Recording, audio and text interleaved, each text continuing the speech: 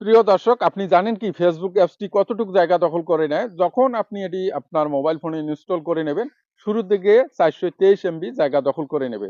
আর যখন আপনি এটি নিয়মিত ব্যবহার করবেন, আপনার এই ডাটা বৃদ্ধি পেতে থাকবে এবং আপনার মোবাইল স্টোরেজ কমে যাবে। তো সেক্ষেত্রে এই ডাটা ক্লিন করে নিলে আপনারা বিভিন্ন রকম সুবিধা পেতে পারেন। যেমন আপনারা হয়তো অনেক সময় ভিডিও আপলোড করেন, সেটি টাইমলাইনে খুঁজে পান না। তো এই কারণেই কিন্তু ডাটা জ্যাম থাকার কারণে হয়তো এরকম সমস্যা হতে পারে। তো আপনারা স্ক্রিনে দেখতে পাচ্ছেন ইতিমধ্যে এই অ্যাপসটি ব্যবহার করার ফলে, নিয়মিত ব্যবহার করার ফলে 1.8 অর্থাৎ প্রায় 2 জিবির মতো ডাটা জ্যাম হয়েছে।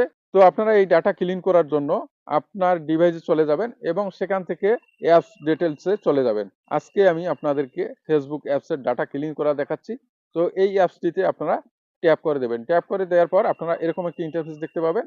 এখানে আপনারা নিচের দিকে একটি অপশন দেখতে পাচ্ছেন, ক্লিন অল ডাটা। আপনারা এখানে ট্যাপ করে দেবেন। ট্যাপ করে দিলেই আপনারা প্রকৃত ফেসবুক অ্যাপসের ডাটা দেখতে পাবেন। আপনারা দেখতে পাচ্ছেন অলরেডি কেসি ফাইল এবং যে ডাটাগুলো, অতিরিক্ত ডাটাগুলো ছিল, সেগুলো রিমুভ হয়ে 0 দেখতে পাচ্ছেন এবং উপরে আপনারা প্রকৃত ফেসবুক অ্যাপসের ডাটা 423 এমবি সেটি দেখতে পাচ্ছেন। তো আপনারা এভাবে প্রতি 3 মাস বা 6 মাস পর পর যদি আপনি অ্যাপসটি নিয়মিত ব্যবহার করে থাকেন, এভাবে আপনারা ক্লিন করে নিলেই স্মুথলি ব্যবহার করতে পারবেন। তো প্রিয় দর্শক, এই ছিল আজকে। সবাই ভালো থাকবেন।